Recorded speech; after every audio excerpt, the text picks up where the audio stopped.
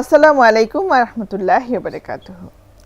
সুপ্রিয় দর্শক, পারিবারিক বিয়ে নাকি পছন্দের বিয়ে, দুটি শব্দ কিন্তু শুনতে খুব ভালো লাগে, বলতেও খুব ভালো লাগে, কিন্তু যার জীবনে ঘটে তার কি ভালো লাগে নাকি লাগে না? এই যে বিশাল এক প্রশ্ন, এই প্রশ্নের আজ উত্তর খুঁজবো। আমাদের সাথে আছেন মহসিনা মমতাজ মারিয়া। আসসালামু আলাইকুম। ওয়ালাইকুম আসসালাম ওয়া রাহমাতুল্লাহি ওয়া বারাকাতুহু। সুপ্রিয় দর্শক, আপনাদের সাথে আছি আমি নুসরাত তামান্না ফারুকী। আজ আমরা যে প্রশ্নের উত্তর খুঁজব তা হচ্ছে, পারিবারিক বিয়ে নাকি পছন্দের বিয়ে, ইসলাম সম্মত বিয়ে কোনটি? সুন্দর একটা প্রশ্ন আপা। এটা আসলে দুইটাই ইসলাম সম্মত, যদি আমি শরীয়তের বাউন্ডারিগুলো মেনটেন করি। হতে পারে আমার আগে পছন্দ হয়েছে কাউকে, তারপরে আমি তার সাথে বিয়ের ব্যাপারে আগালাম, সেটা যদি ইসলাম সম্মতভাবে করি সেটাও জায়েজ। আবার হতে পারে আমি পারিবারিকভাবে আমার পরিবারের পছন্দ অনুসারে ওইটা মেনে নিয়ে আমি কারোর সাথে বিয়ের সম্পর্কে জড়ালাম, সেটাও শরীয়ত সম্মত হলে সেটাও আমার জন্য ঠিক আছে। পছন্দের পাত্র পাত্রী থাকাটা কি বৈধ? এটা একটু টেকনিক্যাল উত্তর দেব আপা। আমি এখানে আমি যদি ইসলামিক্যালি বৈধ কিনা সেটা শুনতে চাই, তাহলে অবশ্যই আমাকে আল্লাহ রাব্বুল আলামিন কিছু সীমারেখা দিয়েছেন। আচ্ছা, বিপদ মুক্ত থাকার জন্য কিছু গাইডলাইন আমাকে দিয়েছেন, সেইটা মেনে আমি অবশ্যই আমার কোনো পছন্দ নিয়ে আমি আগাতে পারি।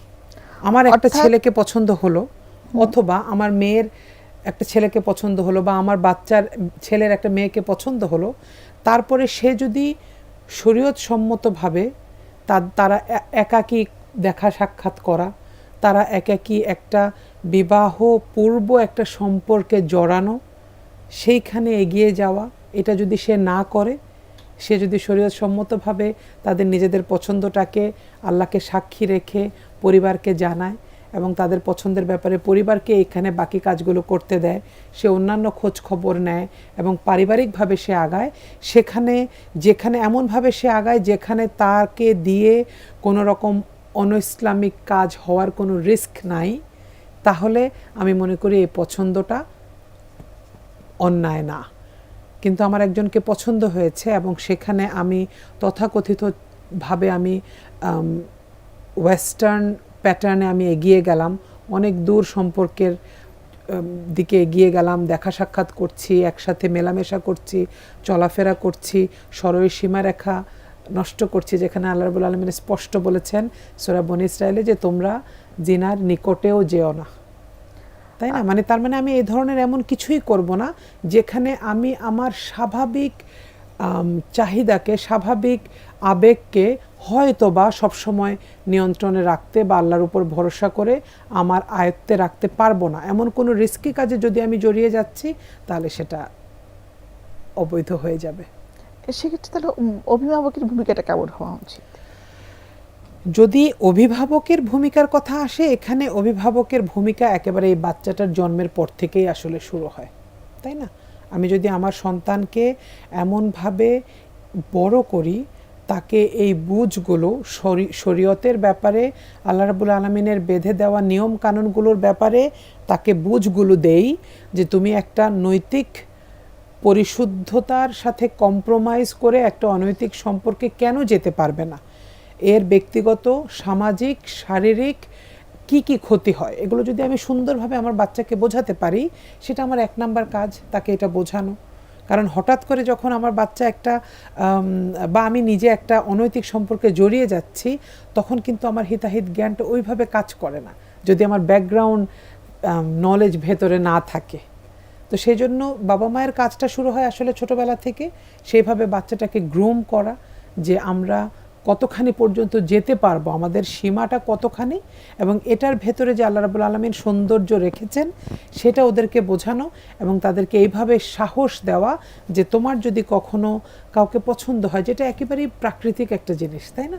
একটা বাচ্চা একটা ছেলে একটা মেয়েকে পছন্দ করবে, পছন্দ হতে পারে, একটা মেয়ে একটা ছেলের হ্যাঁ, ব্যাপারে অর্থাৎ আপনি বলতে দুর্বলতা চাচ্ছেন তৈরি হতে পছন্দ পারে, করাটা খুব স্বাভাবিক খুবই হতে স্বাভাবিক। পারে, কিন্তু এটা একটা পছন্দ করাটা তাকে শিখিয়ে দিতে হবে, শিখিয়ে দিতে হবে। অর্থাৎ কুফু মিলানো যেটা আমরা জি, বলি। জি অবশ্যই। কি কি কারণে তুমি কাউকে পছন্দ করতে পারো না, বা কি কি কারণে তুমি তাকে পছন্দ করতে পারো, বা তোমার আবেগের বা তোমার নিজস্ব চাহিদার সর্বোচ্চ জায়গায় পৌঁছে গেলেও তুমি কোন কোন ভেতরের কোন কোন জায়গায় কম্প্রোমাইজ করতে পারো না কখনো, ওই বাউন্ডারিগুলো যদি আমি আমার বাচ্চাকে শিখিয়ে দেই, তাহলে হতে পারে তার কাউকে পছন্দ হয়েছে, কিন্তু ইনশাআল্লাহ হয়তো সে ভুল করবে না।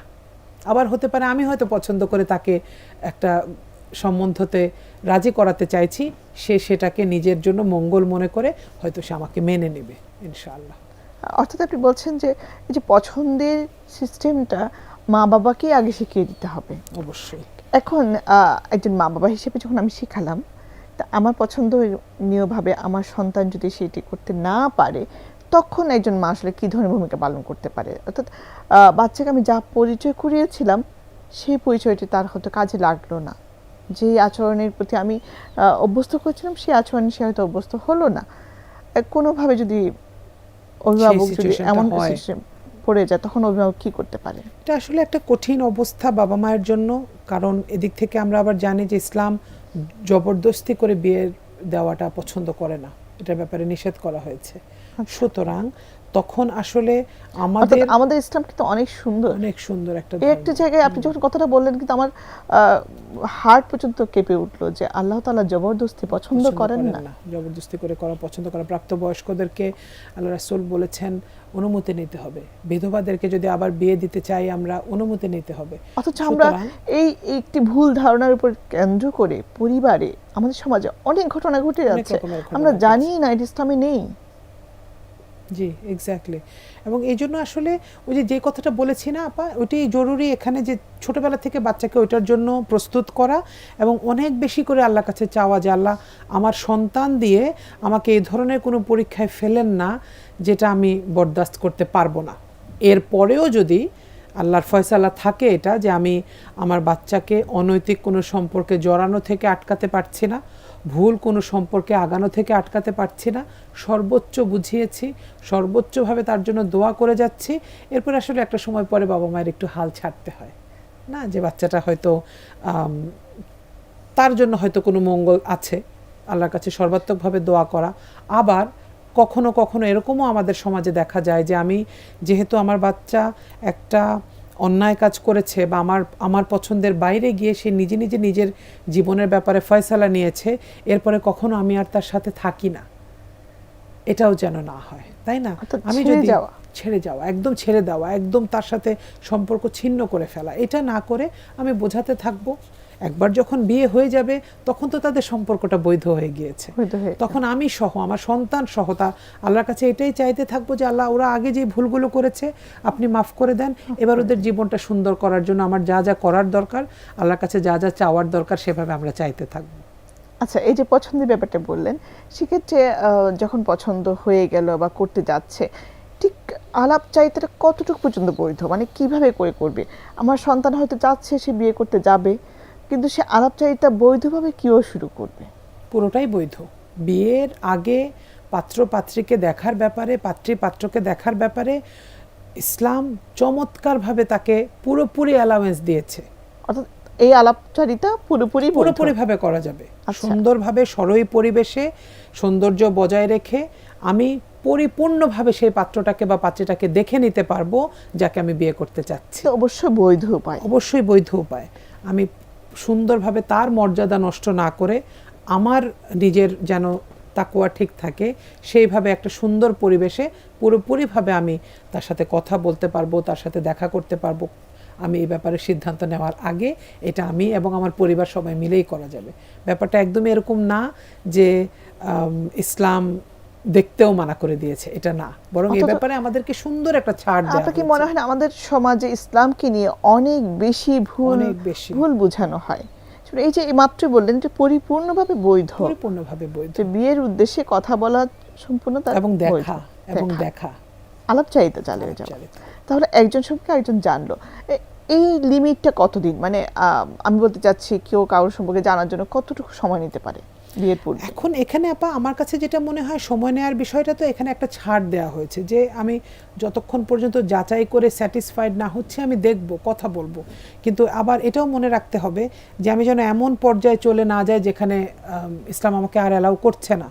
আমি হয়তো মেলামেশার এমন একটা জায়গায় চলে গেলাম যে আমার কাছে মনে হচ্ছে এটা সৌন্দর্য আর থাকছে না। এটা আমার নিজের বিবেক, আমার কোরআন হাদিসের জ্ঞানটাই যথেষ্ট এটা বিচার করার জন্য যে আমি কতটুকু পর্যন্ত এক্সটেন্টে যেতে পারবো তাকে চেনার জন্য। আরো প্রশ্ন থেকে গেল তাহলে, এই যে আপনি বললেন এক্সটেন্ড করার যে বিষয়টা, সেক্ষেত্রে একজন নারী বা নর যদি তারা পরস্পরকে পাত্রপাত্রী হিসেবে সিলেক্ট করলো, তাদের মধ্যে যদি প্রেম তৈরি হয়, সেক্ষেত্রে বিয়েটা কি অতি সত্বর করতে হবে নাকি তাকে কিছু সময় তারা নিতে পারবে?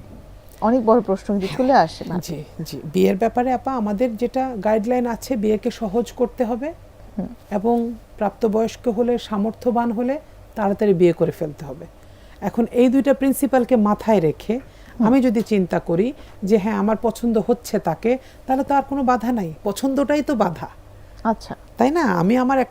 আমি একটা পাত্রকে দেখছি, আমার বাচ্চা বা আমার আত্মীয় স্বজন কেউ দুজনের সাথে তারা কথা বললো, একটা সময় গিয়ে তারা মনে করলো যে না আমরা একজন আরেকজনকে পছন্দ করছি, ইনশাআল্লাহ আমরা হয়তো একসাথে একটা জীবন কাটাতে পারবো, তাহলে তো পূর্ব শর্তটা মিলেই গেল, তখন তো আর সময় নেওয়ার প্রয়োজন নাই। সেক্ষেত্রে কি সময় নিলে কি সেটা অবৈধ হবে? না, এখন এখানে একটা বিষয় হচ্ছে সময় নেওয়া, আমি সরই বিশেষজ্ঞ না, তারপরেও যদি আমি সামাজিক প্রেক্ষাপটে শিক্ষিকা, আমি একটা অভিভাবক হিসেবে আপনাকে জানতে চাই, অসংখ্য প্রশ্ন আসছে এই বিষয়ে যে বিয়েতে ডিলে করা হচ্ছে, সেটা কি গুনাহ হচ্ছে কিনা। তারা একমত বিয়ে হবে, কিন্তু এক্ষেত্রে তাদের দেখা করাটা কি অবৈধ কিনা। তারা কনফার্ম বিয়ে হবে, দুই পরিবার রাজি, কিন্তু বিয়েটা ডিলে করা হচ্ছে। এখন এখানে আপা আমার দেখতে হবে ডিলে করার কারণগুলো কি কি। আচ্ছা, এটা যদি এমন হয় ডিলে করার কারণ এই যে আমি অনেক জাঁকজমকপূর্ণ করে বিয়েটা করতে চাচ্ছি, সেজন্য আমাকে ফাইন্যান্স জোগাড় করতে হচ্ছে, তাহলে এটা ইসলাম এই সুযোগ আমাকে দিচ্ছে না। যদি আমার বিয়েটা এই জন্য আমি দেরি করছি যে দুনিয়াবি কোনো কারণে, যে কোনো একটা এই চাকরি, ওই প্রতিষ্ঠিত হওয়া, ওই পড়াশোনার ডিগ্রিটা আমার হাতে আসা, এগুলোর জন্য ইসলাম সেটাকে অ্যালাউ করছে না, যেহেতু আমি বিয়ের কথাবার্তা শুরু করে ফেলেছি। আচ্ছা, তাই না? সেক্ষেত্রে ওই যে আমি যেটা আবার বলবো যে ইসলামের যে সুন্দর একটা নির্দেশনা আছে যে তাড়াতাড়ি বিয়ে করা এবং বিয়েতে অনেক বেশি কঠিন না করা, বিয়েটাকে সহজ করা, এই বিষয়টা করতে হবে। আচ্ছা, এখন জেনুইন কোনো কারণ থাকতে পারে, ফর এক্সাম্পল আমাদের দুই পরিবারের সন্তানদের মধ্যে বিয়ের কথাবার্তা চলছে, হঠাৎ করে আমি অসুস্থ হয়ে গেলাম, এখন এটা তো আমার জন্য বড় প্রায়োরিটি, বিয়েটা তো সেকেন্ড প্রায়োরিটি হয়ে গেল। সেই সমস্ত ক্ষেত্রে আমরা যেটা করতে পারি, সুন্দর ইসলাম একটা সমাধান আমাদেরকে দিয়েছে, আমরা নিকাহটা করে ফেলতে পারি। আমরা হয়তো ওয়ালিমাটা সামাজিকভাবে সবাই আত্মীয় স্বজনকে নিয়ে ওয়ালিমাটা একটু পরে করলাম, তাহলে আর আমরা বাচ্চাগুলোকে কোনো বিপদে ফেলে রাখছি না, তাই না? আমরা বাচ্চাগুলোকে বৈধভাবে তাদের সময়টাকে এনজয় করার জন্য, তারা তাদের নিজেদেরকে আরেকটু জানার জন্য সুযোগ করে দিলাম, তাদের সম্পর্কটাকে জায়েজ করে দিলাম, অ্যাট দ্য সেম টাইম আমি আমার ক্রাইসিসটা মোকাবেলা করারও কিছু সময় পেলাম, সেটা হতে পারে। আপনি কিন্তু খুব দারুণ বলেছেন যে এইভাবে যদি ভেবে করা যেত তাহলে কিন্তু অনেক অপরাধ থেকে আমরা সরে আসতে পারতাম। না জানার কারণে আমরা অনেকগুলো ভুল করছি, আমরা ইসলাম সম্পর্কে না জেনে ইসলামকে মানছি। আচ্ছা, এখন যদি পাত্রপাত্রী সিলেকশন হলো, পছন্দ হলো, একটি বিষয় তারা কখনোই আলাপ করে না, সেটা হচ্ছে তাদের নিজেদের দেনমোহর। পাত্রী কখনোই সেটি কথা বলতে স্বাচ্ছন্দ্যবোধ করেন না, সেই পরিবেশ আমাদের মধ্যে নেই।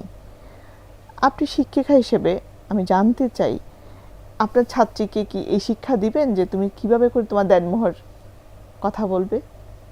অবশ্যই দেব, কারণ এটা আমার একটা গিফট যেটা আল্লাহ আমার জন্য বৈধ করে দিয়েছেন, তাই না? আমি আমার বাচ্চাকে এভাবেই শেখাবো যে এটা তোমার একটা গিফট যেটা আল্লাহ তোমার জন্য বৈধ করে দিয়েছেন এবং যেটা তোমাদের সম্পর্কের প্রথম গিফট, তাই না? তোমার হাজব্যান্ড তোমাকে একটা দেনমোহর দিবে, কিন্তু এখানে আরও একটা বিষয় আছে যে আমি দেনমোহরের বরাদ্দটার সময় সেইটা ঠিক করার সময় কোনো জুলুম করছে কিনা।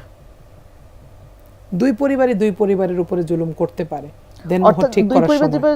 আমরা তো জানি জুলুম বলতে আমরা পুরুষের উপর জুলুম করছি, দুটাই হচ্ছে।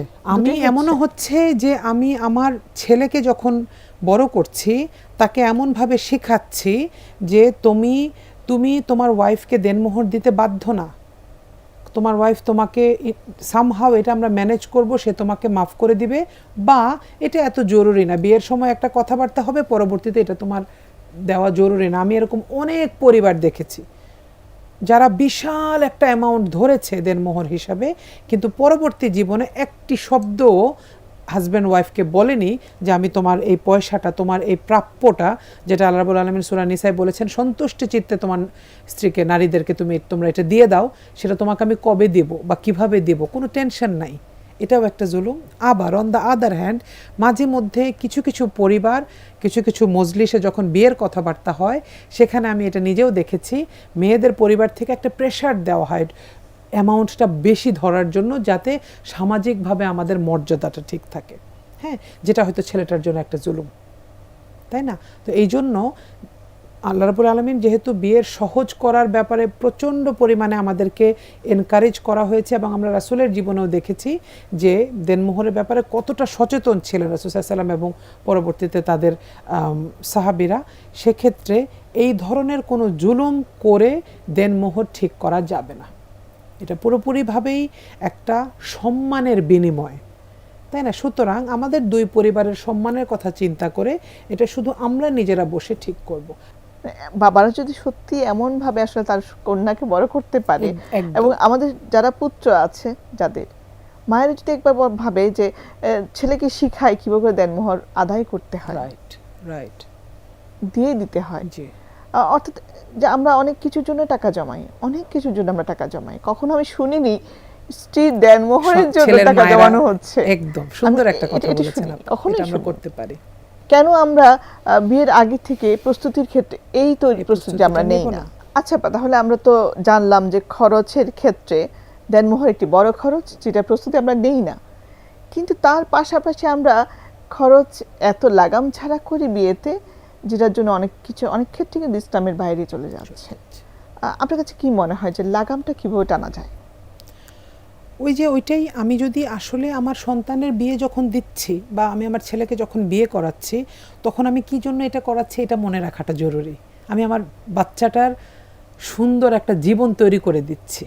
আচ্ছা, এবং এখানের শুরুটা যদি অপচয়ের মাধ্যমে হয় বা এমন কোনো সামাজিক প্রতিযোগিতার কারণে আমাকে পারফর্ম করতে হয়, যেখানে আমি অনেক ধনী এটা বোঝাতে চাচ্ছি, বা কাউকে এই মেসেজটা দিতে চাচ্ছি তোমাদের থেকে আমি বেটার পয়সা খরচ করছি, তাহলে হয়তো আল্লাহ মাফ করুক এই বাজে প্র্যাকটিসটা আমার বাচ্চার জীবনে ঢুকে যাবে, তার কনজুগাল লাইফে ঢুকে যাবে। আমার মনে হয় মুসলমান হিসেবে জাস্ট এতটুকু মনে রাখাটাই আমার জন্য যথেষ্ট, যে আমি যত সুন্দর, যত সহজ এবং যত মানবিকভাবে আমার বাচ্চার সম্পর্কটা করে দিচ্ছি, ইনশাআল্লাহ তারা সেই বরকতটা আজীবন পাবে।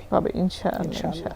আমরা একটা হাদিসও জানি, রাসূল সাল্লাল্লাহু আলাইহি ওয়াসাল্লাম বলেছেন যে যে বিয়েতে খরচ কম সেই বিয়েতে বরকত বেশি। সুন্দর একটা হাদিস। এখন বরকত বলতে আমরা কি বুঝি? দাম্পত্য জীবন টিকে যাওয়া না টিকে থাকা? আমরা যেহেতু দুইটা বিয়ে নিয়ে কথা বলছি, একটা হচ্ছে পারিবারিক বিয়ে, একটা হচ্ছে পছন্দের বিয়ে।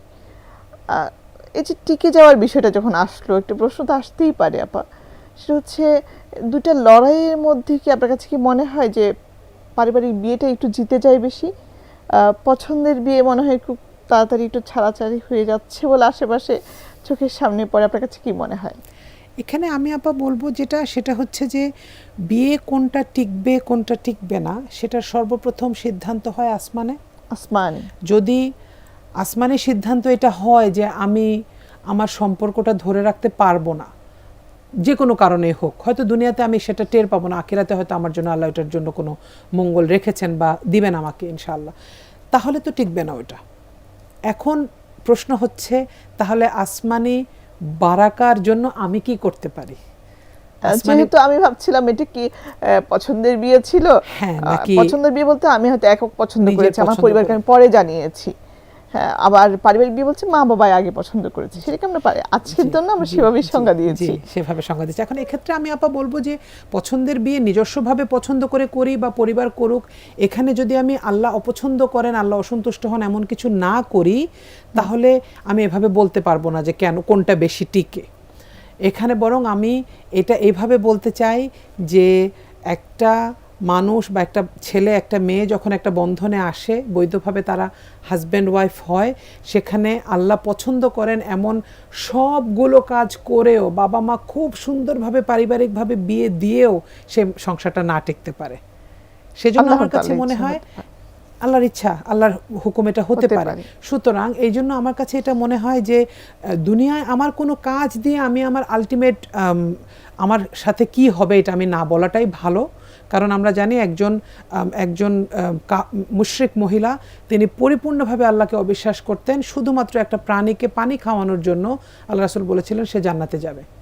সুতরাং টেকা না টেকা, সুখ শান্তি, দুনিয়ার প্রাপ্তি অপ্রাপ্তি সমস্ত কিছুর সিদ্ধান্তের মালিক আল্লাহ রাব্বুল আলামিন, এটা আমি ধরে নিব এবং আমি চেষ্টা করব আমার পছন্দের বিয়ে হোক বা আমার পারিবারিকভাবে নির্বাচন করা বিয়ে হোক, আমি সেখানে আমার আল্লাহর পছন্দনীয় সমস্ত কিছু করে এফোর্ট দেব, যাতে আমার জায়গা থেকে আমি অন্তত আল্লাহর কাছে আল্লাহ সন্তুষ্টির ভাগিদার হতে পারি, যে আল্লাহ আমাকে খুশি হয়ে বলেন যে ঠিক আছে তোমরা ভালো থাকো ইনশাআল্লাহ। ইনশাআল্লাহ।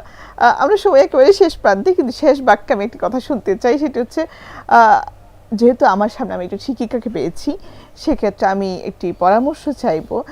সম্প্রতি ইনশাআল্লাহ যারা এরকম শুভ নিকাহ করতে যাচ্ছে তাদের জন্য আপনার পরামর্শ কি থাকবে? সুন্দর একটা প্রশ্ন। আমার এই বয়সের বাচ্চাদের চেহারা মনে আসছে এটা, এই প্রশ্নটার উত্তর দিতে গিয়ে আমার কাছে, আমি যখন ক্লাস 7-8-এ উঠেছি তখন থেকে আমার বাবা মা আমাকে বলতেন, আমি খুব লজ্জা পেতাম, মাঝে মধ্যে খুব রাগ করতাম, তারপরেও আমি নামাজে দাঁড়ালে, একসাথে যখন আমরা পারিবারিকভাবে নামাজে দাঁড়াতাম, আমার বাবা মা আমাকে বলতেন তোমার সময় এসেছে, তুমি আল্লাহর কাছে একজন উত্তম জীবন সঙ্গী চাইবা।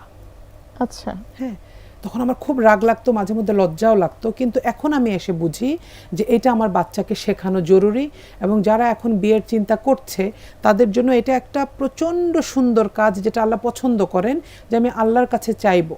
কারণ দুনিয়াতে আসলে আমার পছন্দের পাত্র বা পাত্রীকে কাস্টম মেক করার কোনো ক্ষমতা আমার কাছে নাই। আমি বলতে পারবো না যে আমার হাজব্যান্ডকে টল হতে হবে, তারপরে তার চুল এখানে থাকতে হবে, তার মুখে একটা তিল থাকতে হবে, এগুলো আমি এভাবে কাস্টম মেড করে বানিয়ে নিতে পারবো না। সুতরাং যিনি বানিয়ে দিয়েছেন তার কাছে আমি চাইবো, এটা আমার 1 নাম্বার কাজ। 2 নাম্বার কাজ হচ্ছে নিজেকে প্রস্তুত করা, একটা সঙ্গী সহ একটা জীবনের জন্য নিজেকে সেইভাবে প্রস্তুত করা, নিজের ইবাদত বন্দেগীগুলোকে কারেক্ট করা, যাতে আরেকজন মানুষের সামনে গিয়ে আমি একটা উদাহরণ হতে পারি। নিজের বন্ধুত্ব, নিজের পরিবার, নিজের স্বভাব চরিত্র, নিজের আমল, নিজের সমস্ত কিছুকে নিয়ে চিন্তা করা, ভাবা, হ্যাবিটসগুলো নিয়ে ভাবা, হবিগুলো নিয়ে ভাবা, যাতে আমি যখন আরেকটা মানুষের সাথে সম্পর্কে যাচ্ছি তখন না তো আমি নিজেকে একেবারে হারিয়ে ফেলবো তার ভেতরে, না আবার আমি এতই ইন্ডিভিজুয়ালিস্টিক হব যে আমার কাছে ধারেও কেউ আসতে পারবে না।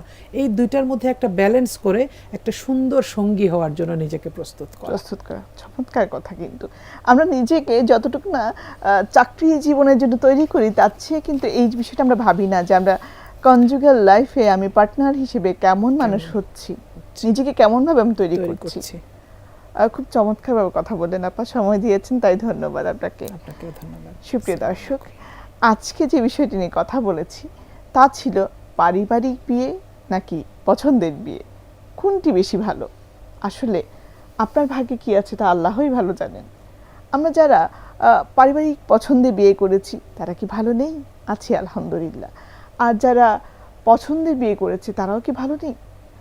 যদি আল্লাহ তাআলা বৈধ উপায়ে আমাকে বিয়ে করার সুযোগ দেন, আমি কেন অবৈধ উপায়ে বিয়ে করব? আল্লাহ তাআলা সবচেয়ে সহজ করে দিয়েছেন। আসুন আমরা আমাদের দায়িত্ববোধ সম্পর্কে জানি। আল্লাহ তাআলা আমাকে যে দায়িত্ব দিয়ে পৃথিবীতে পাঠিয়েছে তা যেন কোনোভাবে ভুল জেনে আমরা ভুল পথে না যাই। আসুন সুন্দর এই সম্পর্ককে আমরা সুন্দরভাবে গ্রহণ করি। দেখা হবে ইনশাআল্লাহ পরের আয়োজনে। সে পর্যন্ত সবাই ভালো থাকুন, সুস্থ থাকুন। আসসালামু আলাইকুম।